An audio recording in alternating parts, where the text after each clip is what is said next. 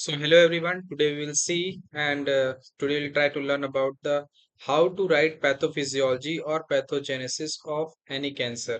आज हम देखेंगे कि कैसे भी किसी कैंसरस डिजीज का पैथोफिजियोलॉजी कैसे लिखे, ठीक है। तो सबसे पहले आता है ड्यू टू इटियोलॉजिकल फैक्टर्स, जो भी इटियोलॉजी है कैंसरस डिजीज का वो हम मेंशन करेंगे। इन जनरल में आपको समझाऊंगा कि अगर आपको कोई कैंसरस डिजीज मिलता है, कैंसर मिलता है, तो उसका अगर आप पैथोफिजियोलॉजी खुद से लिखना चाहें तो कैसे लिख सकते हैं। सबसे पहले आपको क्या मेंशन करना है, इटियोलॉजिकल फैक्टर्स, जैसे it can be radiation exposure, tobacco, chemicals, drugs etcetera, कुछ भी हो सकता है। जो भी उसका कैंसर का इटियोलॉजी हो वो आप मेंशन करिए। उसके बाद आपको दिखाना पड़ेगा उस इटियोलॉजिकल फैक्टर की वजह से क्या होगा, एक्टिवेशन ऑफ ऑन्कोजीन। जो ऑन्कोजीन होता है उसका क्या हो जाएगा, एक्टिवेशन, जिसकी वजह से क्या होगा, एरो मेंशन करके बताएंगे। Inactivation of tumour suppressing gene, जो ट्यूमर सप्रेसिंग जीन्स होते हैं उनका क्या हो जाएगा, इनएक्टिवेशन हो जाएगा, तो ऑन्कोजीन्स और बढ़ने लगेंगे, जिसकी वजह से सेल प्रोलिफरेशन ज्यादा होने लगेगा, ठीक है। नेक्स्ट स्लाइड पे चलते हैं, आगे देखते हैं। तो पैथोफिजियोलॉजी लिखने के लिए आपको ऐसे एरो देके एक फ्लो चार्ट आपको दिखाना पड़ेगा। तो पहले आपने एटियोलॉजिकल फैक्टर मेंशन किया, फिर उसकी वजह से बताया कि आपको क्या दिखेगा, ऑन्कोजीन का एक्टिवेशन दिखेगा और इनएक्टिवेशन दिखेगा, किसका, ट्यूमर सप्रेसिंग जीन्स का, ठीक है। नेक्स्ट स्लाइड पे चलते हैं। अब इसकी वजह से क्या होगा, अनकंट्रोल्ड सेल प्रोलिफरेशन होगा। सेल प्रोलिफरेशन में क्या होता है कि एक से दो, दो से चार, चार से छह, ये क्या होगा, अनकंट्रोल सेल डिवीजन होने लगेगा, जिसकी वजह से जो ऑर्गेनिज्म है, जो ऑर्गन है, उसका साइज और मास बढ़ने लगेगा अनकंट्रोल्ड वे में, जिसकी वजह से कैंसर डिटेक्ट होगा इजिली, ठीक है।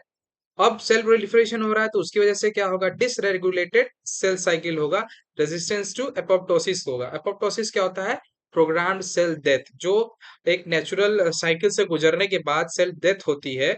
मतलब अपना लाइफ स्पेन पूरा जीने के बाद आरबीसी भी कुछ दिन बाद मर जाता है, डब्ल्यूबीसी भी कुछ दिन बाद मर जाता है, नॉर्मल जो सेल्स होते हैं वो भी डाई कर जाते हैं। तो अगर वो चीज लॉस हो जाती है तो एबनॉर्मल सेल प्रोलिफरेशन आपको वैसे भी देखेगा। अनकंट्रोल सेल प्रोलिफरेशन से क्या होगा कि जो सेल साइकिल है वो क्या हो जाएगा, डिस्टर्ब हो जाएगा, और जो एपोप्टोसिस है, मतलब सेल को कुछ दिन बाद जो मरना था वो भी नहीं मरेगा, और वो उसका लाइफ स्पेन और बढ़ जाएगा, जिसकी वजह से ऑर्गेनिज्म का क्या हो जाएगा, ग्रोथ बढ़ जाएगा, वो भी अनकंट्रोल्ड वे में।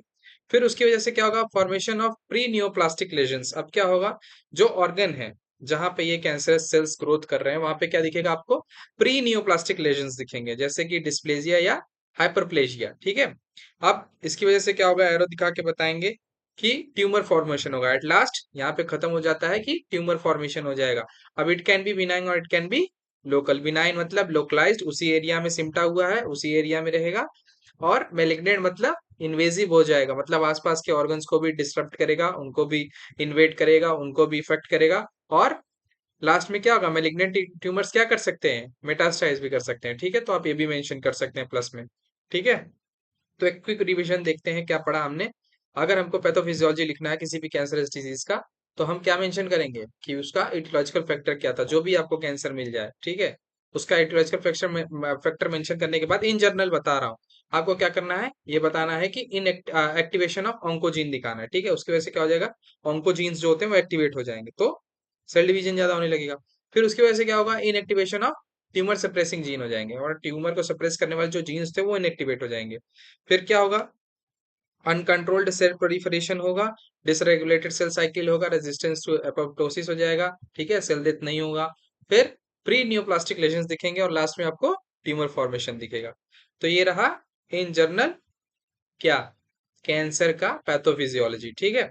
आप आपके एशियन के क्वेश्चंस में, मेडिकल सर्जिकल के क्वेश्चंस में अगर आपको कैंसर का पैथोफिजियोलॉजी भूल जाते हैं तो इन जनरल आप इस चीज को मेंशन करके एक फ्लो चार्ट के थ्रू दिखा के आप लिख सकते हैं, ठीक है। बहुत ही इजी था। Thank you.